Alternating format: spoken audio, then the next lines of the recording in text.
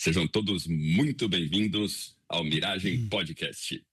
Hoje nós vamos falar sobre o futuro, e ele está acontecendo agora.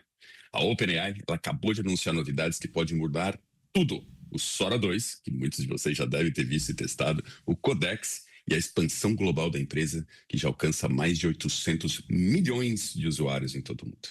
Enquanto isso, o mundo se prepara para mais uma nova disputa, por chips, energia e inteligência. E os robôs, então, já estão entre nós. Nós vamos mostrar bastante sobre o lançamento do Figure 3, aqui, que é um novo robô humanoide que foi lançado.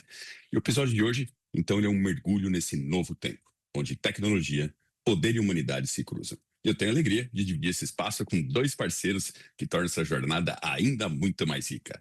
Tuta Neto e Samidana. Como é que vocês estão, meus amigos? Tudo bem, tudo bem. E você, como é que tá por aí, Gabás? Já tá de manhã aí na China? Aqui já é bem cedo. Bom, nem tão cedinho assim, agora são 7h43 da manhã aqui. Para vocês que estão gravando, já são 8h43 da noite. China, nós vamos falar bastante sobre o episódio, vou contar algumas das primeiras impressões aqui. Ainda tem uma longa jornada aqui de vários e vários dias pela frente, mas o que a gente já deu para ver aqui nesses primeiros 2 dias, os caras estão avançados e estão acelerados, viu? Tem bastante coisa esperando a gente pela frente aí. Samidana, como é que você tá? Muito bom dia para você, Gal, já que você está no futuro, é um programa que fala do futuro, com alguém do futuro, falando aqui para a nossa dimensão. E hoje já dei uma olhada na pauta, está sensacional o programa, estou já ansioso para começar. Maravilha, muito bom, muito bom. Então vamos lá. Bom, nós vamos começar justamente falando dessa expansão global do ChatGPT, né? Parece que o senhor Sam Altman, que é o CEO da empresa, realmente está levando a sério essa história de dominação global, as ações que ele vem fazendo, de montando escritório na Índia, montando escritório na Inglaterra, fazendo parcerias com grandes empresas. Vamos falar aqui sobre a parceria deles com a AMD, que é uma empresa produtora de chip, tem questões de investimento pesado em data center, com investimentos multibilionários de centenas de bilhões de dólares. Então, realmente, eles estão crescendo muito. Quando a gente vê que 800 milhões de usuários, é mais de 10% do mundo e todo utilizando semanalmente o ChatGPT. Acho que a gente não tem histórico de um tempo tão curto ter uma utilização tão maciça assim, né, Tuta? É isso, é uma evolução impressionante, né? É uma das empresas que cresceu mais rápido e tem umas mais jovens que têm crescido mais rápido. Aí, outro dia eu fui no evento da Lovebo, acho que ela foi a empresa que mais rápido chegou a 100 milhões de usuários ativos. Então é impressionante como vem acelerando isso, né? Apesar de você estar comentando da Lovemo, eu acho até que a tendência como está indo o posicionamento do ChatGPT, né, do OpenAI, com o Sam Altman liderando, eles estão tentando abraçar tudo, né? Eu acho até que muito provavelmente em muito pouco tempo, várias dessas empresas que construíram suas aplicações em cima desses modelos, talvez vão ter que reinventar o próprio negócio. Não acho que vão quebrar, acho que as competentes sempre vão ter espaço, sempre vai ter muita coisa para fazer, mas aquela utilização simples, de aplicação simples desses modelos, os LLMs, né, os Large Language Models, muito provavelmente isso deve ruir, né? Como é que você vê isso aí, Sami? Olha, eu acho que, por exemplo, o ChatGPT, na última apresentação que eles fizeram, eles já estão querendo falar, olha, esses agentes de integração vão sumir. Agora, uma coisa é a proposta, outra coisa é a aplicação. A própria Lovable, que já foca nisso há algum tempo, ainda não sanou todos os gargalos. Mas uma coisa que me chamou a atenção nessa questão dos chips do ChatGPT é que estão falando de 800 milhões por semana, né, de usuários. É a maior base ativa já vista para IA. Assim, não tem nenhum outro número nem próximo a isso. E aí, quando a gente começa a falar nisso, já tem uma pressão para o que vem debaixo do que a gente enxerga. Então, basicamente, está falando chips, e aí vem a AMD, rede para conexão e energia. Então, eu acho que é a trilogia da sustentação do modelo deles. Eu peguei um dado aqui que em 2024, já 1,5% da eletricidade do mundo já era consumida com data centers. Deve mais que dobrar isso em pouco tempo, né? A gente tem que pensar também como que eles vão treinar em larga escala, como que eles vão conectar em larga escala, porque começa a virar um problema disso de conexão. E já tem gente falando de uma conexão mais pesada em energia também. Porque como que você vai conseguir abastecer? Talvez a rede elétrica, do jeito que ela não serve para esse tipo de infraestrutura. Uhum. E aí, com isso, também vem água, refrigeração. Eu não sei se vocês viram, eles estavam falando que estavam até semana passada, estavam usando um diamante. Tem uma empresa que está usando um diamante nos microchips, porque uma coisa é você levar energia, depois você precisa fazer ela se dissipar, senão o negócio estoura, senão o negócio queima. E aí, hoje se usa ouro, se usa um pouco de cobre, mas ele não dissipa tão rápido. E aí é um diamante sintético para fazer isso. Aí a gente tem também uma briga que o GPT está indo muito rápido, que é a seguinte: vamos fazer tudo em nuvem. Mas ainda é uma decisão que muitas empresas vão querer fazer local. Então, assim, ainda estão falando de o que é uma nuvem privada, o que é uma nuvem verificada, eu mesmo posso locar isso. Então, muita gente sustenta entre os estudiosos que o modelo vai ser híbrido. Então, eu vou ter uma infraestrutura local e vou acessar alguma coisa em nuvem. Mas isso é uma questão em aberto ainda, quando se fala desse tipo de modelo. Até curiosamente, né? Estou na China, né? A gente acabou de comentar aqui. Ontem a gente teve a oportunidade de visitar uma universidade chamada Tsinghua University, que é a melhor universidade da China, a segunda melhor da Ásia, está entre os top 50 do mundo, uma universidade com mais de 60 mil alunos, e curiosamente a parte de graduação deles é a menor, são só 16 mil graduação, depois a gente tem 19 mil pós, 22 mil entre mestrados, doutorados, tem muito mais mestrados e doutorado do que pós, que tem muito mais pós do que graduação, que mostra esse interesse da China, inclusive nessa educação continuada, né, de não parar de estudar nunca, ter esse aspecto acadêmico muito forte. Mas o interessante é que dentro dessa universidade eles têm um departamento de inteligência artificial muito forte, com gente muito especializada, gente muito capaz, muito competente, muito investimento do governo para desenvolver essas coisas. E eles desenvolveram modelos próprios, inclusive. Essa universidade desenvolveu um modelo chamado CPM, que é um Large Language Model próprio. E o grande diferencial deles, que é o que eles estão apostando aqui, é justamente essa questão da conexão offline. Então, é um modelo que funciona muito bem no teu celular, com pouco consumo para instalação, não é uma coisa que exige muito. Então, isso permite uma democratização muito grande de utilização desses modelos. Claro que muito menos parâmetros, mas a verdade é que para 99% dos usuários, porque eles usam no dia a dia, não é necessário ter a potência que tem, por exemplo, o GPT-5 ou o Grok 4 ou todos esses novos modelos que estão saindo, né? Então, eles têm duas tendências que, curiosamente, são diferentes dos Estados Unidos. A primeira é ser open source. Então, praticamente todos os modelos aqui são open source, ou pelo menos híbridos, e essa tendência de fazer também o modelo offline, que eu sei que o GPT lançou há pouco tempo, mas ainda não está, e é muito caro ainda, né? Aqui o valor dos dados e conexão já está muito mais barato, que permite essa democratização. Eu acho que isso deve crescer bastante. Até um aspecto interessante, falando dos 800 milhões de usuários, né? Eu dei uma puxada nos semanais, dados, né? Semanais. Semanais, exatamente, semanais. Mas dados, por exemplo, de celulares no mundo, para a gente ver, por mais que 800 milhões seja um número absurdo, cara, de utilização de uma empresa tem 2, 3 anos praticamente, mas olha o que nós estamos falando, de número de linhas no mundo, existem 15 bilhões de linhas. Isso é uma estimativa de 2023. É praticamente 2 linhas para cada pessoa no mundo. De smartphones ativos, nós estamos falando de 7,21 bilhões de pessoas. É praticamente a população do mundo que existe de smartphone ativo. E usuários de internet móvel, 4,6 bilhões de pessoas. Então, por mais que 800 milhões seja algo assim brutal, a gente vê que ainda tem muito espaço para crescimento, né? Ainda deve acontecer de crescer bastante, deve desenvolver muito, mas de qualquer forma já são números assombrosos, né? Como é que você vê isso aí tudo? Você acha que vai continuar crescendo, vai pulverizar? Você acha que vai ter o domínio da OpenAI? Nós vamos começar a falar de várias ações da OpenAI daqui a pouco aqui, mas vamos estabelecer a nossa base aqui. O que você acha? Sem dúvida vai crescer, né? Uma novidade, né? Mal começou, assim. Eu acho que 90% da população vai usar, mas é uma coisa interdependente, né? Naturalmente, tem menos usuários de AI do que tem telefone móvel ou do que tem usuário na internet, já que para usar você tem que estar conectado à internet. Mas acho que esse número aí facilmente vai dobrar nos próximos 2 anos. Não vejo Eu menos acho que também. isso. Eu acho, Tuta, até que além de isso continuar crescendo, eu também acho que vai crescer, não só o ChatGPT, acho que vai crescer para outros modelos também, outros que vão lançar, que a gente nem conhece ainda, mas eu vejo assim que, principalmente, a postura da OpenAI, até por ter sido pioneira dentro disso, e ter menos acesso a capital do que, por exemplo, um Elon Musk, ou a própria Google, ou a própria Meta, né? Que praticamente essas empresas têm capitais infinitos, né? O Elon Musk faz assim, chove dinheiro no colo dele, fora o que ele já tem, né? Então, realmente, acaba sendo uma Eu desvantagem para a peguei OpenAI, um. fora a base de dados, né? Fora a base de dados, que tem o X, no caso do Elon Musk, tem o Google, a Meta tem o WhatsApp, tem tudo, Facebook, Instagram, etc. Então, tem essas desvantagens, mas eles estão acelerados. Fala, Sam. Eu peguei aqui um dado que saiu agora, em outubro.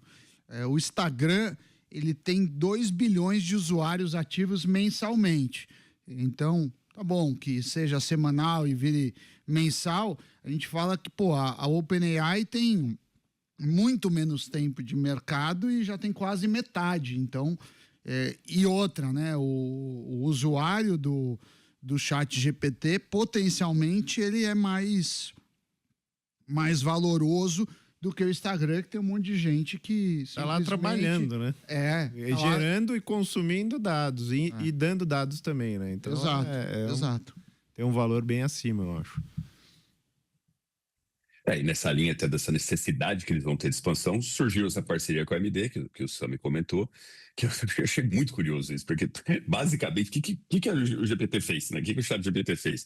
Chegaram na AMD, que é uma das maiores empresas de chip no mundo, uma das poucas e maiores empresas de chip no mundo, que estava ali meio sofrendo um pouquinho aí na competição, principalmente por causa da NVIDIA, né? Provavelmente vários de vocês lembram desses computadores chips, com a AMD e tal. Isso foi muito usado durante muito tempo. A NVIDIA acabou tomando esse espaço em épocas de game e época de inteligência artificial. Mas a OpenAI conseguiu fazer um acordo com eles que basicamente conseguiu costurar uma opção de adquirir 10% dessa empresa a troco de nada, né? Então ele conseguiu fazer com a AMD o que o Trump fez com a Intel, né? Dá 10% da empresa aí praticamente a troco de nada. Claro que não é troco de nada, é troco de uma garantia, né, de implementar, né, basicamente 6 gigawatts de chips AMD, né, ao longo dos próximos anos, o que diminui um pouco a dependência da OpenAI da NVIDIA, o que sempre é muito bom, né, você não colocar todos os ovos numa cesta só. A ação da AMD subiu 23% aqui, são coisas que a gente está comentando aqui desse mercado de chips que vai aquecer, esse mercado de energia que vai aquecer. Então, de novo, a gente não tem pretensão de dar dicas de investimento aqui, mas a gente tem acertado todas as nossas análises, hein? Como é que você vê essa parceria, Sami? Não, eu acho super estratégica, né? Tira a dependência da NVIDIA, não só pelo tamanho deles, você vai começar a ter produtos sob demanda, porque não é só uma parceria comercial, e eu acho que tem muito espaço para outras. Agora, eu já falei disso alguns episódios atrás, que a linguagem da IA ela é baseada na estrutura do chip da NVIDIA. Então, eu acho que vai ter um custo aí de adaptação, mas vai seguir. Agora, não acha que a NVIDIA também vai ficar esperando, olhando os caras encostarem. Eles vão evoluindo, vão fazer um monte de avanços. O que para o mercado é muito bom, né? A gente sai concorrência, barateia preço, melhora serviço, melhora produto. Aliás, falando em baratear preço, baratear produto, a gente estava até conversando aqui um pouco antes de começar o episódio, a gente comentou do lançamento que teve há alguns dias do OpenAI Dev Day, né, que é o dia do desenvolvedor dele. E eles tiveram várias novidades ali, várias interessantes, mas uma coisa que eu gostei muito, que eu falei, eles estão nessa estratégia de dominação, né? Não que o Sam Altman tenha um perfil à la Steve Jobs, né, de apresentar no palco, acho que ele carece um pouco daquele carisma, né, aquele engajamento que o Steve Jobs causava na época da Apple, mas quando ele subiu no palco ali no Dev Day, ele passou o recado dele, e para mim o recado foi muito claro, né? Ele falou, puxa, nós estamos vindo para dominar todo esse mercado, para criar uma nova referência, nós vamos bater de frente com essas mega empresas de tecnologia, Google, Apple e assim por diante. E uma das ações que eles fizeram, que eu achei super interessante, é que eles anunciaram que eles vão ter uma loja para permitir que os desenvolvedores criem dentro do ChatGPT. Então, vão deixar eles construírem todos os aplicativos dentro disso, como se estivesse criando uma nova Apple Store, mas no caso aqui vai ser uma OpenAI Store, que os desenvolvedores vão e criam seus apps. Eles lançaram também uma ferramenta chamada Agent Kit, né, que seria um kit desse agente, né, para eles poderem construir todos esses agentes, que facilita essa construção para várias tarefas autônomas. E a minha leitura disso, Sam, até queria ouvir você, é que muito provavelmente, na hora que eles abrem tudo isso, falam, olha, tá aqui o nosso modelo, cria em cima, cria as APIs, cria as integrações, cria todos os modelos. Isso vai democratizar o acesso absurdamente, vão ter milhares e milhões de desenvolvedores criando seus produtos, os preços devem cair sensivelmente e a gente vai ver uma grande oportunidade de desmonetização, né, de deixar de custar essas aplicações todas, porque vai ter gente de tudo que é lado do mundo criando e colocando ali à disposição, e a gente vai criar uma democratização brutal, porque todo mundo vai poder ter acesso. Puxa, eu quero uma API aqui que pega todo esse modelo de LLM, mas trata de diagnóstico médico, ou trata de um tutor de AI para ensinar meu filho como aprender, sei lá, piano, violão, ou qualquer instrumento musical, ou qualquer matemática, física, química, etc. Ah, eu quero um aplicativo para fazer uma integração com todas as minhas finanças, para controlar a projeção de investimento. Cara, tudo isso vai começar a surgir num valor insignificante, como são a boa parte dos aplicativos na própria Apple, né, que esse desenvolvedor de software custava uma fortuna, hoje é 99 centavos, quando não é de graça, boa parte das vezes. Para o usuário final, isso é sensacional, então já pode esperar isso. Para quem está nesse mercado, fica atento, porque vai massificar demais o uso, vai crescer muito a base de usuário, mas vai ficar muito mais baixo, né, em termos de custo de venda de cada um desses por usuário. E como é que você vê isso, Sam? Para onde vai parar tudo isso daí, hein? Então, eles já começaram a falar dos primeiros parceiros, né? Booking de hotéis, que é hotéis, carros, passagens aéreas, o Canvas, o Spotify, Expedia, não sei o que lá. Primeiro, o lado pró. Você já tem os prós, né, da relação. Você já tem uma distribuição instantânea. Você está falando aí de 800 milhões de pessoas ativas. Vai ser zero install. Então, já vai estar lá e você vai poder usar. E o billing nativo, né? Então, você vai comprar no próprio chat. Contras, né? A governança disso, ainda a gente não sabe como que vai ser. Tem a pauta concorrencial. Não sei se vocês lembram, até há pouco tempo, a Apple foi acusada disso, porque cobrava muito dos desenvolvedores. Sim, na Apple Store, né? Para na Apple Store. 30% que é comercializado lá fica com a Apple. Agora, a gente já é o primeiro sinal que os agentes deixam de ser um demo e viram camadas de execução. Então, você vai ter tipo um runtime, né? Que você vai falar assim, ó, eu tô querendo rodar tal coisa e ele vai rodar um aplicativo como se fosse um sistema, como se fosse o Windows, como se fosse um iOS, como se fosse qualquer coisa. Obviamente, vai abrir também uma concorrência maior. Então, se a gente pensar que o ChatGPT vai virar concorrente da Play Store, da Apple Store, e fica uma questão de como vai ser definido o sistema de recomendação e ranqueamento. Porque hoje na Google Store, eu quero fazer passagens aéreas. Aí vai aparecer um monte de coisa de aplicativos com uma nota e os preços. Vamos ver como eles vão ranquear isso. Mas o GPT hoje ainda não tem uma maneira de você saber exatamente o rating, exatamente os prós e os contras de cada função que você está usando.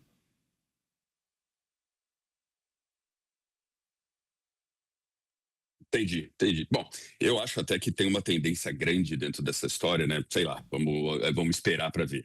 Mas tem uma tendência grande. Pô, eu tô com uma luz aqui que tá atrapalhando um pouquinho. Depois eu arrumo isso aqui.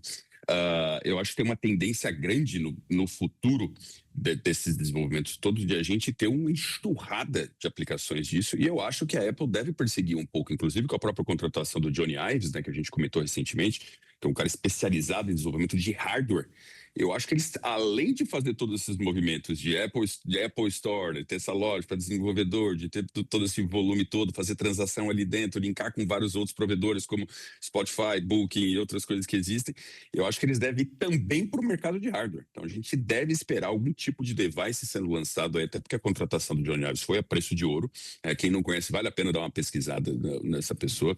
eu não lembro exatamente as cifras, mas acho que ele foi contratado por um bi de dólar, foi uma coisa assim, um número dessa ordem de grandeza, justamente para desenvolver essa linha de hardware, utilização de ferramentas de inteligência artificial com algum novo device que a gente não sabe o que pode ser, né? Então vamos aguardar para ver essa evolução também. Tuta, tá animado nessa evolução toda aí? Como é que você vê tudo isso? Ah, tô bem animado, assim, eu vejo que é um movimento que tá todo mundo fazendo, né? Então, de um lado, por exemplo, falei do Lovable aqui no começo, o Lovable antes usava o Supabase como banco de dados, né? Então tinha uma integração lá. Agora eles lançaram o Lovable Cloud, lançaram a própria stack deles de dados para não depender. Acho que até numa visão de, por exemplo, eu uso o Lovable para criar um aplicativo, gasto lá que seja 100, 200, 300 dólares para criar, mas uma vez que meu aplicativo está pronto, meu consumo de créditos pode diminuir razoavelmente. Mas se eu estiver usando o banco de dados dele, eu continuo pagando um FII mensal lá para ter a minha arquitetura. Da mesma forma que o Gemini também, por exemplo, agora ele tem aquele modo Canva, que é o modo Lovable do Gemini, também está muito mais avançado. Agora o GPT está vindo com esses agentes aí que quebram um pouco o N8N, ou o Zapier ou o Make. Então, assim, tá todo mundo... Acho que a AI, ela exponencializa muito a criação de novas ferramentas. Sim. Então, assim, tá muito mais fácil fazer uma ferramenta pra gente e pra eles. Só que eles têm a melhor versão com os melhores desenvolvedores do planeta. Então, imagina o que esses caras estão fazendo ali sem parar, assim. Deve ter uns 200 caras, cada um inventando uma aplicação absurda nesse momento. E a gente vê um pouquinho do que sai disso e pra gente é maravilhoso como usuário. Mas tem isso, né? Um negócio começa a canibalizar o outro. Às vezes está criando uma solução de AI falando, pô, isso resolve um problema, aí vem a OpenAI e resolve o seu problema 10 vezes mais rápido, mais fácil, mais barato, e aí você fica com o negócio ali meio complicado. Então tem que ter muita agilidade para investir, assim, tem que estar com uma mente aberta, com um olhar de futuro, mas com uma ação de presença assim, muito grande para resolver essa correria da AI. Assim, é bem insano o processo. É tão insano isso, você imagina, os caras fazem de atualização desses modelos, né, 2 vezes por semana, às vezes. Você imagina se o teu celular atualizasse 2 vezes por semana, você não saber nem usar ele, como é que funciona, né? As coisas estão tão aceleradas que assim, o volume de dados, de novidades, de upgrades, de lançamentos, cara, é um mundo realmente muito difícil de acompanhar, de saber o que está acontecendo. Não, E antes de continuar, imagina... quero dar um recado... Só a última coisa. Imagina, Gabas, o seguinte... você tem milhares de pessoas que usam o GPT profissionalmente e de forma industrial, ou seja, tem um prompt que é ligado a uma API disso. Cada atualização dessa, que você comentou que é 2 vezes por semana, às vezes o prompt começa a se comportar de outra maneira. E é uma caixa preta, porque como a gente está fazendo um modelo de deep learning, de machine learning, ainda não está a exaustão. Então, quando parece que vai ficar estável, lança outro. Então, acho que ainda tem uma maturidade da indústria. Desculpa te atrapalhar, Gabas. Imagina. Bom, então, antes de continuar, quero dar um recadinho muito importante para vocês. O Mirage tem o apoio da Fresh Codes, uma empresa que entende do poder da inteligência artificial para expandir o potencial humano. A Fresh é especializada em desenvolver soluções digitais sob medida, com foco em inovação, performance e, claro, gente no centro do processo. Se você está pensando em tirar um projeto tech do papel ou escalar seu produto com inteligência, vale conferir freshcodes.com.br. Seguindo aqui com o nosso programa, bom, continuando de OpenAI, hoje o dia foi mais focado em OpenAI, que a gente tem um lançamento que no Brasil ainda não está disponível, mas vai ficar muito em breve já. Quem utiliza VPN e tal já pôde testar. Eu sei que o Sami já testou, eu já testei aqui também. Sora 2. Sora 2, para quem acompanhou, o gerador de vídeo e de imagens da OpenAI. Se a gente tiver, produção, se tiver o vídeo para mostrar rapidinho, um corte rápido do vídeo, para quem não viu, tem a oportunidade de ver o milagre que praticamente está acontecendo, e eu comento logo depois do vídeo.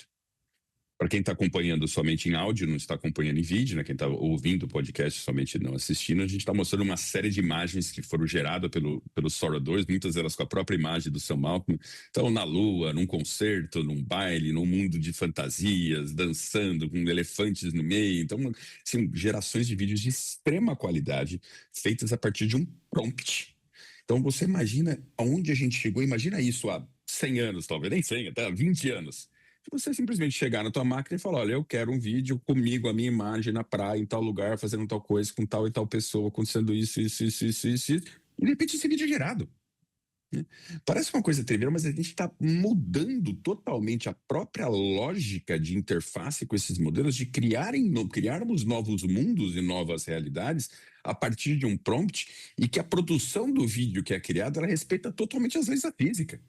Então, se você for olhar o vídeo em detalhe, você vê efeitos gravitacionais, efeitos de atração, de repulsão, de impacto, de força e reação, de massa. É uma coisa assim, a gente vai tomando tudo como normal, mas para analisar aonde a gente já chegou, e estamos falando, como a gente disse, de 2 anos de lançamento do GPT-3, e a gente chegar nesse nível. Não é só o OpenAI que faz isso, você tem outros modelos também criando todos esses vídeos.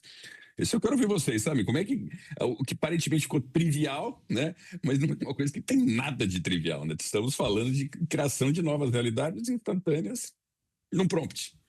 Eu testei primeiro, lembrando que para testar o processo é um pouco chato, que você precisa ser convidado por alguém, aí você arruma um código, aí não dá aqui do Brasil, aí você precisa acessar um computador de fora via VPN, alguma coisa.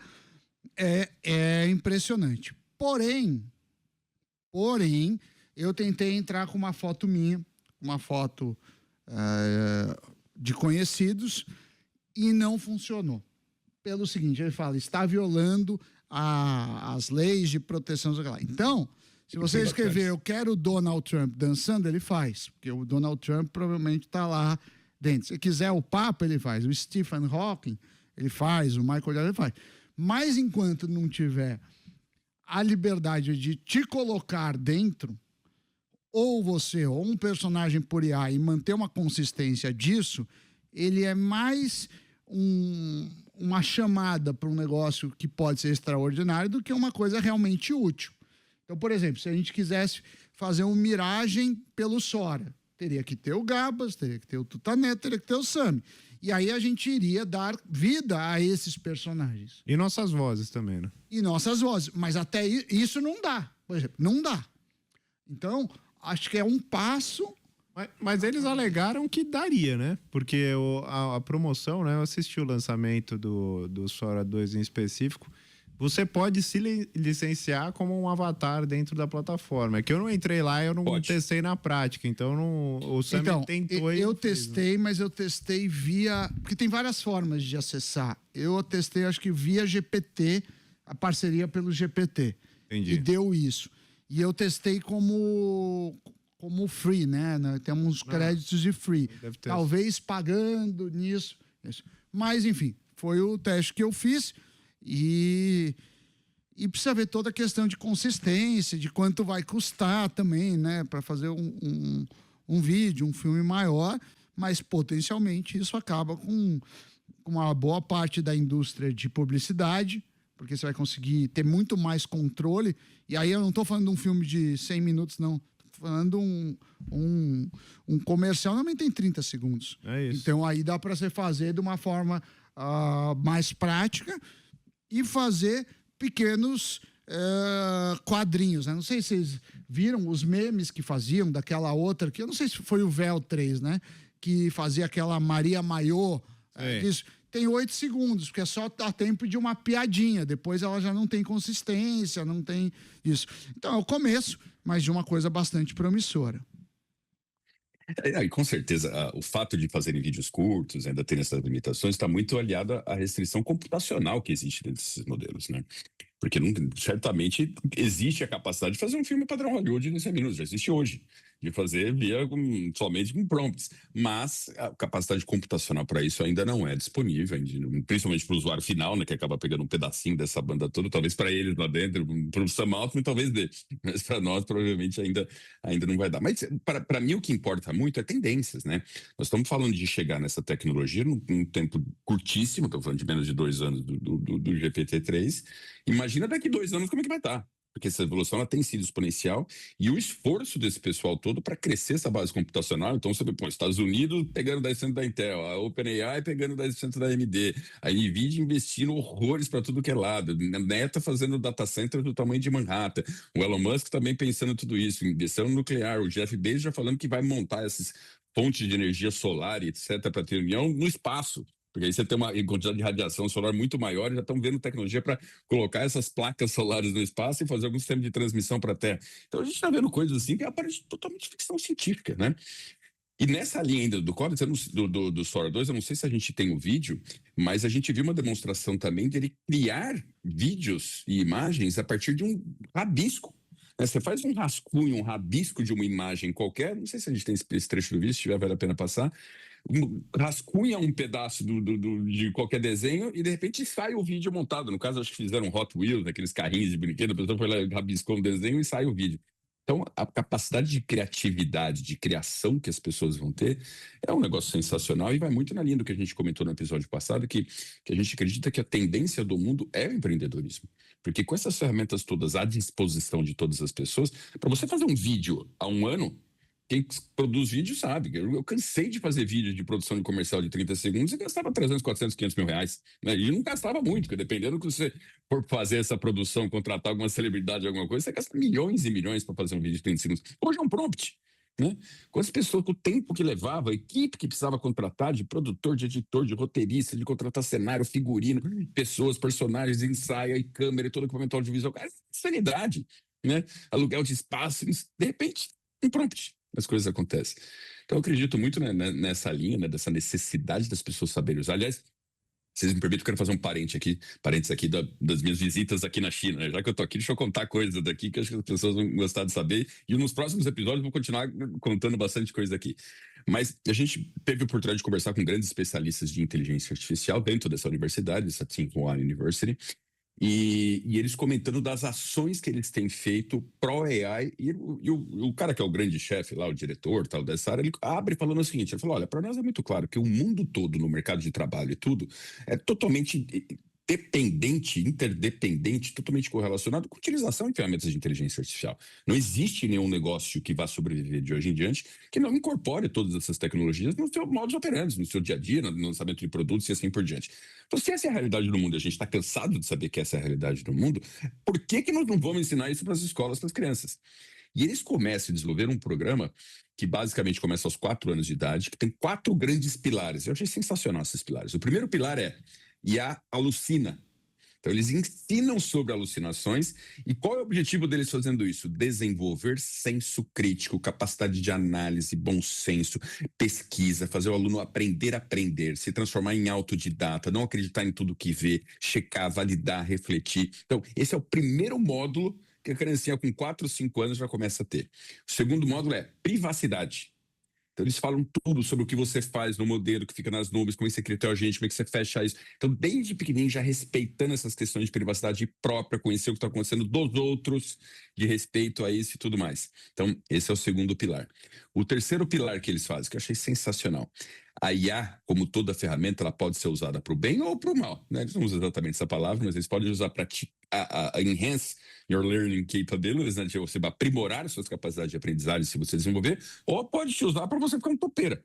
Né? Vai depender de como você usa. Então, desde pequeno, eles ensinam as crianças a aprender com AI. Então, eles liberam modelos que são modelos socráticos, que não dão resposta pronta, que faz o aluno pesquisar, perguntar, que desafia, que monta essa hora. Então, desde os 4, 5 anos, eles já estimulam a utilização disso como uma ferramenta para engrandecimento ou aprimoramento pessoal, e não de cola, de resposta pronta e achar que está abafando porque copiou uma resposta. E o último aspecto, o aspecto ético. Né? E eu gostei muito, né, dessa estrutura de conteúdo, porque aborda a privacidade, aborda a ética, aborda a questão da alucinação, pensamento crítico, aborda essa questão de aprender, de ser autodidata, da curiosidade, da pesquisa, da busca. Isso acaba fazendo uma diferença muito grande, mas a privacidade é um ponto-chave que eles usam, e os aspectos éticos que acabam sendo bem interessantes. Gostou, Tuta, dessa linha deles? Pô, com certeza, né? Com 4 anos de idade começar aí com essa bagagem, vai vir uma geração que vai assustar aí. China já nos passa no presente, no futuro, então, a gente vai tomar uma sacudida deles. Mas acho que tem que ensinar. Tem uma coisa, desculpa interromper aqui, que talvez seja algo que mais me marcou aqui de tudo que eu vi. Claro, os palestras, os conteúdos, tudo isso, teria muita coisa para falar aqui. Eu vou gravando vários episódios. Quem quiser me seguir no Instagram é gabas.fernando. Lá eu tô gravando vários vídeos, todos os dias, vários vídeos, contando essas novidades todas, vocês vão ter a oportunidade de conhecer. Mas uma coisa que eu achei muito legal, cultura. Eu acho que isso talvez seja um dos grandes diferenciais que eles tiveram que refletir nesse crescimento deles. Eles têm uma cultura desde pequeno a estudar, a se aprimorar, a se desenvolver, de trabalharem, de buscarem seu espaço, de lutarem pelas coisas. Eles são disciplinados desse ponto de vista, sabe, de terem essa disciplina. Eles brincam, né, que enquanto nos Estados Unidos é 9 to 5, né, 955, né, que é das 9 às 5 vezes por semana que o pessoal trabalha, aqui é 996, né, começa às 9, acaba às 9 da noite e são 6 dias por semana. E no sábado eles fazem ainda atividades extracurriculares, as crianças, inclusive, dentro dessa história. Então eles têm uma cultura de esforço e desenvolvimento, de conquista, de se superar, muito interessante. Isso reflete, obviamente, na produtividade do país, que é um pouco que a gente perdeu, né? No Brasil não se valoriza estudo, não se valoriza escola, não, sabe? As pessoas querem tentar de um jeito mais fácil. É uma pena isso, né? Essa cultura reflete totalmente no desenvolvimento da sociedade. Complicado isso, né, Sami? Como é que você vê aí? Eu acho que a gente tem uma preocupação, porque enquanto o Brasil, nem para falar dos Estados Unidos, o Brasil e as nações sul-americanas vêm com um modelo, sei lá, Paulo Freire, de meio confuso, meio distante, lá a gente vê disciplinas muito objetivas, já dando uma forma de você, como que você deve enxergar a tecnologia. Isso vale desde a criança que vai pegar o celular e ver, poxa, eu tenho que tomar cuidado para não ficar com um efeito dopamina, até uma questão mais profunda de uma empregabilidade. Então, eu acho que o Brasil, mais uma vez, perde aí o bonde da história, o bonde do avanço, assim, né? A Coreia passou por isso, o Japão passou por isso, o próprio Taiwan passou por isso um tempo atrás, e a China está passando, e o Brasil, né, sempre ficando aí na rabeira. Os Estados Unidos, você falar, é verdade, hoje é. Aí você pegar, talvez, a Europa, os países mais ricos também, mas eles são ricos, eles já tiveram... eles já passaram por isso, né? Você pegar a Suécia, Dinamarca, eles já são ricos. Agora, a gente não pode chamar mais de subdesenvolvido. Emergente ainda, com educação fraca, complica. Porque todo mundo, pelo menos todo mundo, eu acho que nós três, e grande parte do público, é a favor da meritocracia. Agora, a questão é como eu dou oportunidades iguais para as pessoas brigarem por isso, porque senão, né, fica uma coisa sem qualquer senso de possibilidade. Exatamente. Eu até, curiosamente, eu tive conversando depois da parte da tarde aqui ontem com uma outra empresa que chama Model Best, de melhor modelo. E eles têm uma coisa que eu falei, pô, isso aqui, eu até gostaria de fazer algo similar desse no Brasil. Para as áreas rurais, para áreas que não têm muito acesso em tecnologia na China. Não se esqueça que a China é um país de 1,4 bilhões de pessoas e que na década de 80 o PIB era pior que o do Brasil, né? Hoje, sei lá quantas dezenas de vezes maior que o do Brasil é. Mas, de qualquer forma, eles estão criando esses modelos offline. E aí, o projeto deles é o seguinte, é universalizar o acesso ao melhor professor, tutor, formador disponível para todos os chineses. Para que todos os chineses, em qualquer área da China, tenham acesso ao seu professor, ao seu tutor, ao seu guia, ao seu mentor, 24 horas por dia, 7 dias por semana, no seu celular, método de funcionamento offline, ou se for necessário, com baixíssimo consumo de dados, para que a infraestrutura não seja uma limitação. E eu achei sensacional. Às vezes eu fico pensando, pô, será que no Brasil a gente não fizer uma iniciativa nesse sentido? Talvez paralelo ao sistema de educação, né? Talvez, cara, deixa o sistema de educação do jeito que está, porque talvez é muito difícil mexer, porque aquilo tem um sistema imunológico, a hora que você tenta entrar ali e fazer mudanças, tantas centenas de anos fazendo daquele jeito, naquele método industrial, que é muito difícil mudar. Mas, de repente, se você cria um sistema desse, o tutor de AI, que você disponibiliza para o aluno num valor ínfimo, um valor subsidiado, um valor baixo, que qualquer pessoa tem acesso. Não se esqueça que hoje no Brasil 82% das pessoas têm acesso a frequenta escola pública e 18% escola particular. Mas a média de valor da escola particular não é cara, né? Mas é cara para a maior parte das pessoas. Estamos falando de 500, 600 reais por mês. para a grande massa do Brasil, é um valor complicado. Mas se você falar de cobrar 40, 50 reais por mês, todo mundo conseguiria fazer. E a gente vê vários casos de pessoas que têm uma restrição orçamentária grande que acabam investindo numa escola particular para o filho, às vezes comprometendo 30, 40% da renda por filho, né? Para garantir um futuro melhor. Eu tenho vários exemplos de pessoas que eu conheço que estão nessa situação. De repente, você universaliza algo, nessa linha que a gente está falando da App Store, do OpenAI, com alguma aplicação barata de acesso, que você dá tudo do bom e do melhor que tem no mundo para cada um dos alunos que realmente queira estudar e cria algum mecanismo de motivação para que esse aluno de fato queira, porque esperar que uma criança de 5, 6 anos vai ter a disciplina pós-escola, de sempre chegar em casa, estudar 1, 2 horas por dia, não vai, a não ser que ele tenha algum mecanismo de motivação. Mas talvez com isso, paralelo ao sistema atual, você consiga melhorar todo o sistema de formação dessas pessoas, de preparo delas, de desenvolvimento delas, e você acaba crescendo a produtividade do país individualmente todo, né? Você acha que dá certo algo nesse sentido, Tuta? Como é que você vê? Eu acho que poderia sim, mas eu também vejo que assim, o chat GPT tá de graça, né? A versão mais simples dele ali, o 4.0 ou 3.5, é gratuito. Então, assim, já existe o acesso. Os brasileiros já têm o telefone e já têm um pacote de internet. Então, assim, falta mais usar. Mas eu acho que ensino não é só isso, né? Ensino, às vezes, você põe numa escola pelo relacionamento, com as pessoas que ele vai estudar, metodologia. Então, não sei. Tanto que aqui em São Paulo você vê que é um filtro hoje em dia, né? Todo mundo quer pôr o filho numa escola que custa 10 pau, 12 pau por mês. O ensino é um pouco melhor, assim, é inglês com professores nativos dos Estados Unidos, mas assim, não sei se justifica todo esse aumento. É para segregar mesmo, é para você ter contato com pessoas que estão ali mais próximas de uma realidade que você acredita que você tá ou que você quer que seu filho participe. Isso aí desde sempre, né? As faculdades americanas é isso, né? Muitas vezes o cara vai para uma faculdade porque ele acredita que no network que ele vai ter lá vai ajudar o emprego, vai ajudar isso. Assim, eu acho que o ensino, o Gabas acho que fala bastante disso, tem as características, diríamos, mais hard science, que é aprender a ler, a escrever, aprender a multiplicar, a somar, e tem os soft skills. E entre os soft skills também vem essas, acho que o Gaba chama de socioemocionais ou Hoje em dia a gente está usando mais a palavra habilidades para a vida, né? Life skills, do que propriamente socioemocional, né? Durante muito tempo foi socioemocional a palavra utilizada.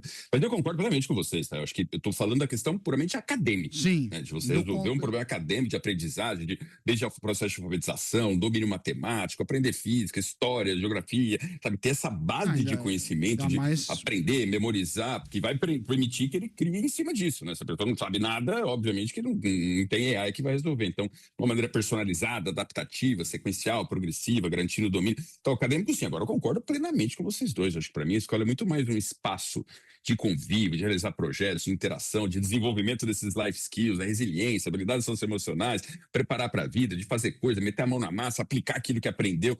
Aí é um outro perfil de escola, né? Não é aqueles... Hoje, infelizmente, não é isso. Hoje, a escola, se o aluno fica 6 horas por dia, ele fica 6 horas ou 5 horas sentadinho numa cadeira, com 40 alunos na sala, com o professor falando aquele monte de conhecimento na frente, uma aprendizagem totalmente passiva, todo mundo sabe que não é a melhor forma de aprender, mas é o que é, porque faz 300 anos que é assim, e ninguém quer mudar, né? Então, por isso que eu trouxe essa possibilidade, de repente, de resolvermos a parte acadêmica de uma outra forma, que, aliás, parênteses, ficou até chato, que a gente estava no meio da reunião, né, e tinha, obviamente, vários educadores e tal e tudo, e eles estão testando esse modelo de tutor pessoal dentro dessa universidade na educação pública em massa, nas escolas públicas da China. E ainda não é, obviamente, onipresente, mas já tem várias escolas que estão testando tutores de AI. E aí a gente perguntou, pô, como é que tá o resultado? Ele parou assim, ele falou, para a maior parte das matérias, o tutor de AI tem se saído muito melhor que os professores. E já mudou de ideia. Eu não acho isso uma crítica aos professores, longe disso, né? Eu acho que eu tenho que entender que do mesmo jeito que um médico achar que se ele não tiver uma ferramenta de diagnóstico, um raio-x, uma ressonância magnética, uma máquina de tomografia, ele não vai conseguir fazer um diagnóstico que eu preciso. A função dele é curar a pessoa, diagnosticar, curar e tal. Ele vai usar tudo que tem disponível. Ele vai usar o GPT, ele vai usar tudo que tem direito. Vai consultar colegas, etc., para melhor atender o paciente. Se o professor, com o objetivo do educador, justamente educar, formar, se existe uma ferramenta que faz melhor aquilo que ele está fazendo, foca naquilo que a ferramenta não faz melhor. Isso não é demérito, isso é ser inteligente. É você usar o que você tem disponível, o professor vai ganhar tempo, ele vai ganhar capacidade, ele vai ensinar muito mais personalizado e vai atender o objetivo dele. Agora, às vezes, no medo, vou perder meu trabalho. Não vai. As pessoas precisam de pessoas. Aquela pessoa que conecta, que cuida, que ajuda, que mentora, que sabe utilizar as ferramentas, que sabe perceber quando o aluno precisa ou não, essa pessoa sempre vai ter seu espaço. Nós somos seres humanos, a gente é animal social, mas talvez aquela função que você está totalmente apegada não seja a que você faz melhor. Né? Acho que é um pouco disso que a gente tem que abrir a cabeça para tentar entender que existem novas ferramentas que são infinitamente melhores. Se não fosse assim, a gente não usaria o robô para operar ou nada que a gente usa na medicina e em várias outras indústrias. Né? Não faz sentido nenhum você ficar preso num modelo de 300 anos. Certo, Tuta? É que eu acho que a gente foi um pouco ensinado a ser uma ferramenta, né? Então, a gente fica com medo de perder a utilização, porque já que a gente foi doutrinado a ser alguma coisa para prestar um serviço, para ganhar um dinheiro, então a gente ficou um pouco preso nisso, mas o objetivo das coisas não é esse, né? O objetivo do professor é educar, não é dar aula. O objetivo do médico é curar doença, não é ir lá e ganhar dinheiro com isso. Então as coisas estão indo para um motivo mais essencial, mas as pessoas ainda estão com um pouco de medo, em vez de ficarem felizes que elas falam, pô, apareceu uma ferramenta aqui que eu vou conseguir ensinar melhor meus alunos. Puta, que maravilha. Fala, nossa, acho que eu vou perder meu emprego porque essa ferramenta faz isso sozinho. Então, o medo sempre atrapalha, né? O medo é sempre um propulsor negativo na vida das pessoas. Então, eu acho que é um pouco isso, mas tem o risco real das pessoas realmente perderem seus empregos. Então... ou mudar as funções, né? Bom, e antes da gente seguir, eu preciso dizer que na Jovem Pan a gente vai ficando por aqui. Só que se você quiser continuar a ouvir essa versão completa desse programa, com tudo que a gente já vai debater, nós vamos falar do Codex 2, que é a nova ferramenta de código do GPT, nós vamos falar um pouco de robótica, nós vamos falar de vários temas aqui extremamente relevantes. Então continua aí com a gente, segue no canal do YouTube, Miragem Podcast, aproveita se você está no Miragem do YouTube, já dá um like nesse canal, compartilha, põe para assinar, porque quanto mais você assinar, mais você garante que você receba essas atualizações o tempo inteiro e ajuda a gente a fomentar o canal e divulgar todas essas notícias que tão impactantes são, assim, na vida de todas as pessoas. Então vamos seguindo aqui. Com relação ao Codex 2, Sam, eu sei que essa é a tua área de especialização, toda essa parte de code, de programação, não sei se você teve a oportunidade de testar ainda, mas certamente você conhece. Como é que você vê essa história do Codex 2 evoluções, e principalmente a questão de áudio e vídeo, né? Porque existe um lema na inteligência artificial que diz assim, fazer IA é fácil, o duro é fazer audiovisual, né? Foi um dilema acertar essa questão de audiovisual. Mas eles fazem uma demonstração no evento, não sei se a gente tem o vídeo aqui, mostrando que conversam com as máquinas, acende a luz do palco, ilumina, troca a iluminação, que é um método muito mais intuitivo, né? E eu não vejo a hora de eu ter o meu Jarvis pessoal aqui do Homem de Ferro, de eu ter um AI que eu converso, que me entende, que faz do que eu preciso, que já resolve, não tem que fazer nada. Como é que você vê? Estamos caminhando para Jarvis, Sammy? Não, eu acredito que... Eu não sei se você viu, o próprio Altman falou que é quase todo código novo, né? Então teve uma reformulação super significativa e, ao que tudo indica, a gente vai ter um valor diferente da programatividade humana, que é o seguinte, sobe a régua, o ser humano hoje vai ser menos o programador, menos um digitador e mais um engenheiro de sistema. Então, vai ter que pensar em limites éticos, em governança, em segurança, em como testar, em como fazer arquitetura, do que ficar digitando propriamente dito. Eles fizeram uma coisa muito legal que chama PR Agent, em que você consegue testar se a solução funciona, se ela é razoável, se ela é escalável exponencialmente. E eles também, junto no Dev Day, eles mostraram lá os agentes conversando. Então, a hora que você tiver esses conectores para ligar APIs, a programação fica muito fácil. Porque a programação hoje já é assim, já existem várias coisas e o programador meio que conecta as coisas para funcionar do jeito que ele quer. Só que agora você vai ter um jeito muito mais robusto. Agora, vamos ver. Eu ainda não consegui testar e também eu acho que não teve tempo suficiente para os programadores, para a comunidade de programadores darem um selo. Mas é bastante pretensioso e até de certa forma, se isso funcionar, o Lovable acaba ficando assim, tá, mas o que você vai fazer que a gente não faz? Então, o agente GPTs, essas coisas novas, dá a impressão que a OpenAI quer fazer tudo. Mas eu não sei se ainda consegue fazer tudo num nível de excelência. Por enquanto, não. Mas vamos ver. Porque haja dinheiro também, haja... mesmo a questão que você quer ser uma indústria que você vai produzir carros, você vai produzir eletrodomésticos, você vai produzir celular, você vai produzir tudo. É muito difícil, precisa de muito dinheiro. Eu sei lá, eu acho que tem que testar. Eu não tive tempo de testar esse Codex novo. Imagino que seja muito bom, mas é isso. Quando eles lançaram o GPT-5, e acho que não faz nem o quê? Não faz nem 2 meses. Na apresentação, a mulher criava um software super legal, não sei o quê. Eu abri aqui na prática, tentei criar uma Dream Machine, uma coisa básica, e assim, se fazia uma primeira versão, ele fazia uma coisa meio tosca que rodava, pedia uma alteração, não saía nada. E travava o negócio. Então, assim, né? Tem que ver naquele LLM Arena, né? O que tá dando aí, LLM Arena? O LLM Arena é quando os caras que usam fazem, né? Eles botam todas as AIs lá e ficam fazendo um teste cego para ver qual AI que tá performando melhor em cada tarefa. E lá você tem um score mais verdadeiro do que funciona, né? A sensação que dá é que eles lançam e divulgam o modelo uns 3 meses antes de eles estarem prontos, propriamente dito, né? Mas chega, esse dia chega, né? Não é na hora que eles falam, mas que chega.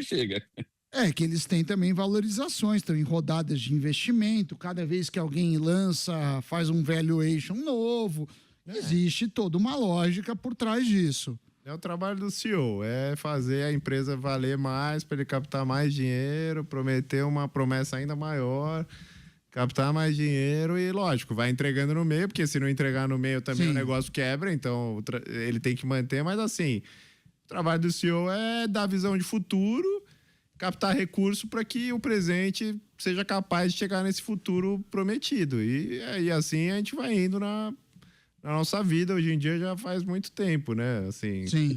Bem isso mesmo. Bom, e nessa linha que o Sami comentou de fazer tudo, né? E vai precisar de muito recurso para isso, preciso comentar também aqui na China, isso é uma realidade, tá? Muito curiosamente aqui, a China é uma economia muito digital, tá? Não existe dinheiro, nada. E nem existe cartão físico também, eles pularam essa fase, né? Nem existe muito. Tudo é feito via aplicativo. Então aqui, obviamente, não tem o WhatsApp, essas coisas todas, funciona só com VPN, né? Porque aqui é tudo travado, Google, Meta e etc. Mas eles têm os modelos próprios, que é o WeChat e o Alipay, e absolutamente tudo que você faz desses aplicativos. Você pega, é um aplicativo de conversa, é um aplicativo de banco, é um aplicativo de chamar táxi, é um aplicativo de comprar passagem aérea, é um aplicativo para você interagir e tal. Assim, é uma coisa tudo concentrado, né, eles chamam de Everything App, que é um app de tudo, né, que é justamente o que acaba usando. Eu acho que no lado do Ocidente, a X, o Elon Musk tem uma tendência grande de ir por essa linha. A Meta também talvez teria condições de ir nessa linha de fazer tudo. E a OpenAI está tentando, mesmo não tendo esse poderio todo que tem Google, Meta, a própria X e tal, com base de dados, interação de usuários, etc. Mas eles estão tentando estelar esse espaço na frente. Acho que uma gestão do Sam Altman brilhante do ponto de vista de desenvolver a OpenAI, né, de captar recursos e etc. Nesses anúncios todos, que é o papel do CEO que o Tuta comentou. Mas eu acho que a gente deve muito por aí, viu? E vai ser uma guerra ferrenha de centralizar. E a hora que a gente tiver comando de voz, então, você tem um app que faz absolutamente tudo. E com voz, você comanda absolutamente tudo com uma IA integrada, nós estamos caminhando para o Jarvis, que é o meu sonho, né? De ter ali o seu tutor de AI, ali, parceiro de AI o tempo inteiro, teu assistente que sabe tudo, acessa absolutamente tudo, resolve tudo para você. Imagino que isso não libera de tempo, de produtividade, de ganho, de possibilidades na vida de cada um, né? E chegaremos lá. Eu sou capaz de chutar que isso acontece antes do final dessa década. Acho que antes de 2029, mas 2030, ele já esteja vivendo essa realidade, provavelmente com óculos, tipo o Google Glasses ou Meta Glasses, né, os novos que vem lançando, que você vê tudo aqui na tela mesmo, não vai precisar nem ter celular. Eu acho que devices que a gente falou da OpenAI novo, talvez nem vai ter mais celular, essas coisas, tela, não precisa, que é tudo direto no teu olho, talvez um single eye holographic, um holograma direto no olho, que você vê o que você precisa, integrado com voz, com tudo. Vai ficar bonito, viu? Tô animado pro futuro aí, vai dar pra gente se divertir bastante. Vocês acham que eu tô sonhando muito ou não? Eu acho que tem uma questão, e pelo menos na China, que falam assim, bom, se você procura, é o super aplicativo, super app, né? que garante uma neutralidade de busca? Então, por exemplo, se você buscou alguma coisa que você quer, como você sabe se você não está sendo manipulado? Porque você não tem muito para onde sair. E aí existe essa provocação nos Estados Unidos, na Europa. Até que ponto eu posso deixar uma empresa, seja do governo, seja privada, ter domínio em tantas áreas diferentes da vida da civilização, assim. Então, começa a falar, olha, você não... Um dos princípios, já que a gente está num veículo de mídia, nos Estados Unidos, por exemplo, salvo engano, você não pode ser... Uma empresa não pode ser dona de rádio, TV e jornal. Não pode. Não. A mesma empresa. Aqui no Brasil pode. Aqui a Globo, o Grupo Globo tem o Rádio Globo, acho que não existe mais, mas tem a Rádio CBN, tem o Jornal Globo, Jornal Valor, isso. Isso já era uma ideia de concentração de poder. Então, eu acho que a gente começa também a pensar nesses limites, né? Porque a lógica é oposta, né? Lá na China, eles preferem concentrar. Então, você falou, tem 2 super apps aí, o WeChat e o Alipay. Alipay. Tudo tá lá. Quando a gente vai para o Ocidente, na verdade, os caras querem quebrar esses monopólios, né? Tá tendo uma discussão grande sobre o monopólio do Google, deles se desfazerem de alguns assets. Então, eu não sei se a gente vai chegar nesse monopólio, ou nesse ultra super app, porque existem essas barreiras de quebra de monopólio. Mas se o ChatGPT tá entrando lá num outro app e ativando, de certa forma, você vai ter isso mesmo sem ter isso. Então, assim... Vai chegar lá de qualquer jeito. Se você vem a sua Siri e ativa e ela entra num outro app, faz a chamada e executa a função, assim, dane-se, né? A diferença é que você tem mais pessoas no meio dessa camada, um dinheiro teoricamente sendo mais distribuído, protocolos de segurança, de compliance dividido entre vários players. O que eu acho mais saudável, né? Mas, de qualquer jeito, não vai fazer tanta diferença.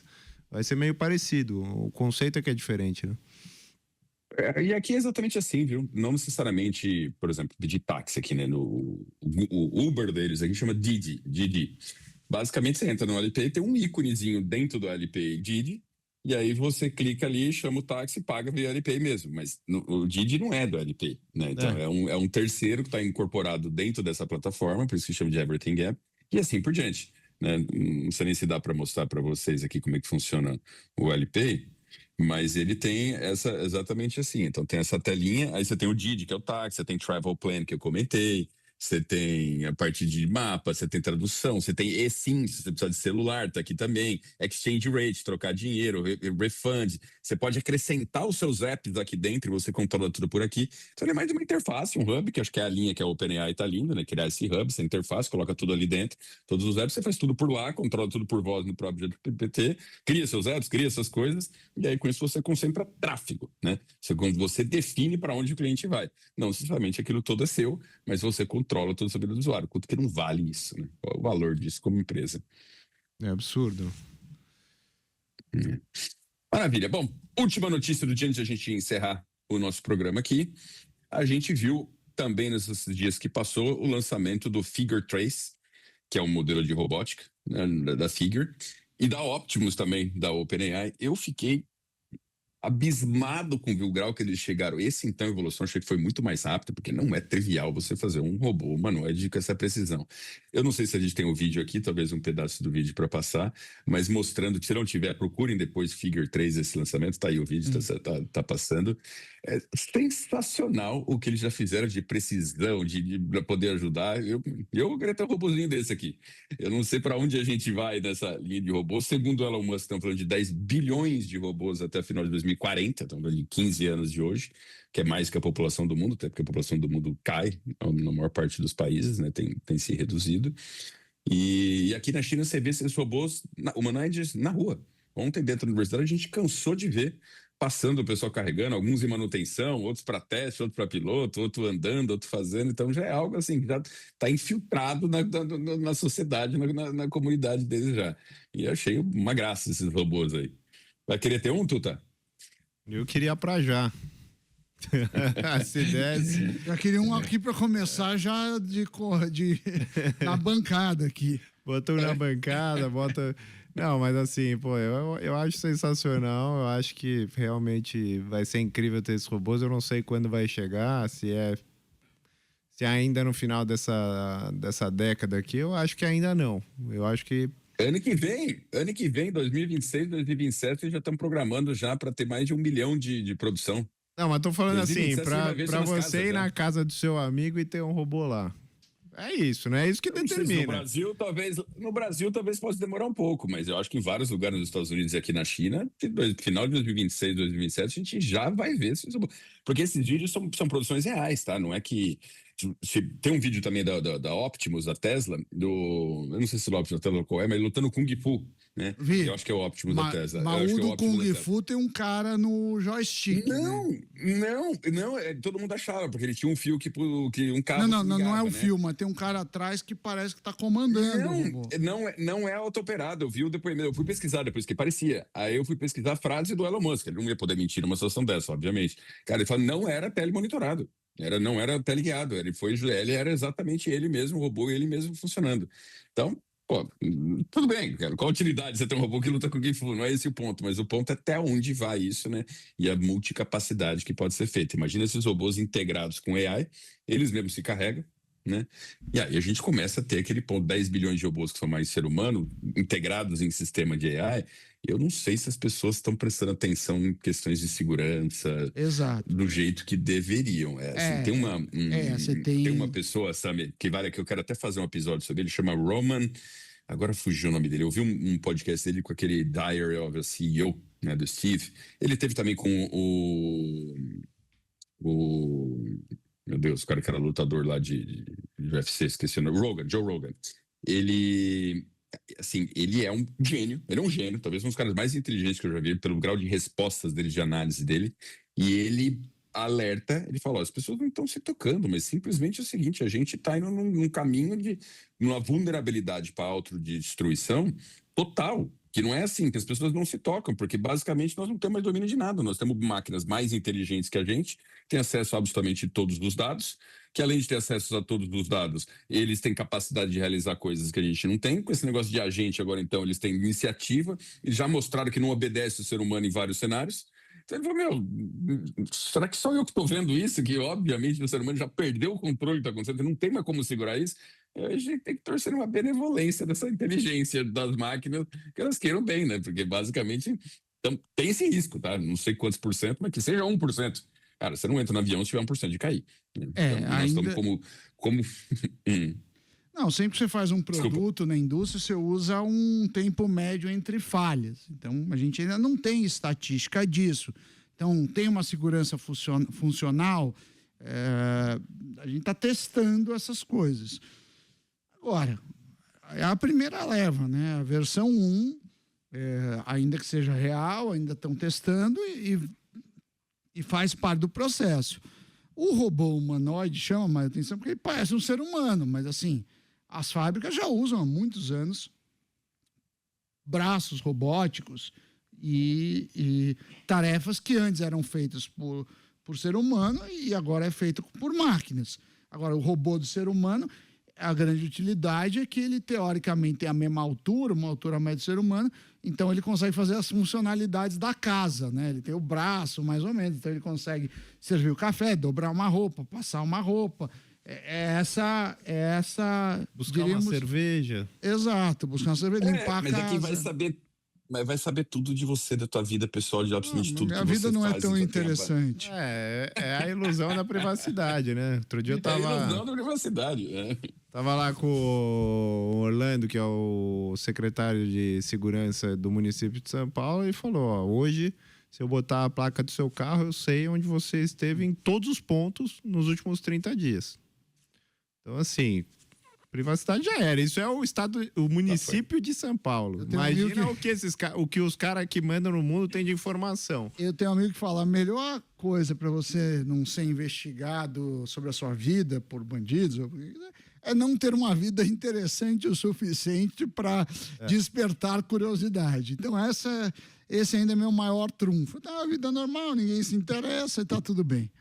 Mas Tá certo. Mas vai ter gente que é relevante, né? Assim, hoje você tá aqui, mas de repente, pô, você é contratado para ser CEO da Microsoft. Trabalhar num cargo que muda de panorama. Acho que eu até vi um negócio que o o CEO da Palantir, ele tem um sistema de laser que bloqueia a chance de microfonarem ele por fora da casa dele. Assim, ele tem um nível ali sistema.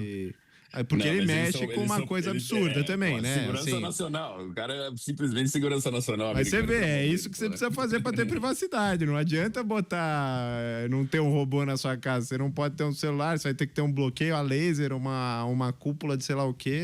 Assim, privacidade é praticamente impossível. O que a gente tem que brigar é para que a gente tenha os nossos direitos valorizados ali, que a gente tenha direitos e como cidadão, porque a privacidade já era. Sem dúvida. Aliás, Palantir falando nisso, de novo, não é um site, nem podemos dar dicas de investimentos nem nada, mas tá aí uma empresa que vale a pena ficar de olho. Ele tem valorizado absurdamente, eles estão com um posicionamento muito forte junto à Casa Branca, ao governo americano. Trabalham com um tema extremamente relevante de hoje, que é segurança, sigilo, segurança nacional. Defesa. Então, assim, é uma empresa que tem crescido, defesa tem crescido absurdo. Não é dica de investimento, mas vocês que gostam de investir, dá uma monitoradinha. Palantir. E fica o Peter Thiel aí fazendo a tour do anticristo, o né? Peter Thiel... Ele tá numa fissura do anticristo. O pessoal tá... É polêmica, Chuchu. Bom, pra gente concluir aqui, então, já estamos no nosso limite de tempo aqui do nosso programa. Eu queria, só para concluir, comentei com vocês que eu queria que vocês dessem uma pesquisada. Nós ainda vamos falar sobre algum episódio sobre isso. Roman Yampolsky, que é Yampolsky. É uma figura, no mínimo, curiosa, uma figura de barba comprida e tal, mas é um cara genial e um cara que tem essa visão mais catastrófica das possibilidades de AI e está fazendo esse alerta grande. Ele falou, olha, tá passando do ponto of no return, né? Que não dá mais para voltar, a gente perdeu o controle, se é que já não passou. Vale a pena dar uma pesquisada, a gente pode falar sobre isso para aqueles que querem uma visão um pouco mais alarmista, né? Dos riscos futuros que existem, toda essa corrida desenfreada para chegar na superinteligência, vale a pena dar uma pesquisada. Mas acho que foi isso. Falamos bastante coisa hoje, hein? Falamos bastante do OpenAI, dominação, integração de plataformas, codecs, ferramentas de código, criações de vídeo e mudança totalmente dessa indústria de cinema, de indústria de geração de conteúdo, entretenimento, de jogos, que deve acontecer, que jogos por si só é inúmeras vezes maiores que a indústria de vídeo. A gente falou bastante também dessa questão dessa evolução de tecnologia, de data, de necessidade, de integração com empresas de chip que vão fazer falta. Então, foi um episódio muito rico de conteúdo, falando de robótica no final. Bastante comentário sobre a China, das tendências, educação. Aproveita se você gostou, dá um like aí, compartilha, manda para as pessoas. Vamos espalhar essas notícias de futuro. Em breve faremos esses episódios sobre o Roman e a Polsky, aí que eu comentei aqui agora. E vamos para as nossas considerações finais. Tuta Neto. Um pouco assustado, um pouco animado com esse futuro, mas é isso. Seguimos aí no Mirage.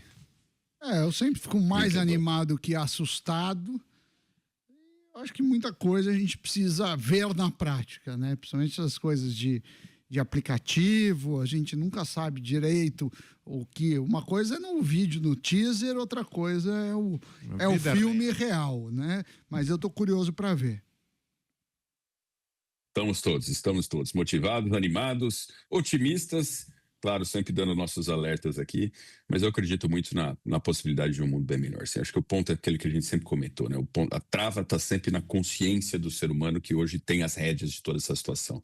Se houvesse desejo real de melhorar a vida de todos, de criar um mundo mais equilibrado, mais justo, um mundo melhor, de curar doenças, de resolver problemas de informação e educação das pessoas, melhorar modelos econômicos, políticos, existem ferramentas, tecnologias e inteligência hoje em dia para isso poder acontecer, depende dessa boa vontade. E eu acho que o movimento é natural, eu acredito muito em descentralização, então a tendência que eu vejo é a própria população ir se organizando e descentralizado de governos, etc., conseguindo ir criando essa melhoria na sociedade. E aí você que está aqui assistindo em casa, que acompanha o Miragem, que é um fã do Miragem, tem um papel de destaque. Você está antevendo, está numa van-premiere aí de todos esses lançamentos, das coisas que estão acontecendo. E já faço essa chamada aí para você ter despertar essa consciência e compartilhar com as pessoas a necessidade da gente procurar utilizar tudo isso da melhor maneira possível que impacte a sociedade como um todo. Sempre acaba voltando para a gente. É isso aí. Miragem vai ficando por aqui, eu direto da China, vou começar o meu dia agora, já estou um pouco atrasado aqui para as primeiras reuniões do dia, vou dando notícias para vocês, acompanhe na página também do Instagram, tanto do Miragem, se quiser acompanhar as nossas páginas pessoais também, eu particularmente que estou na China vou estar compartilhando essas notícias, é um grande prazer estar com vocês, até a próxima semana, direto da China também.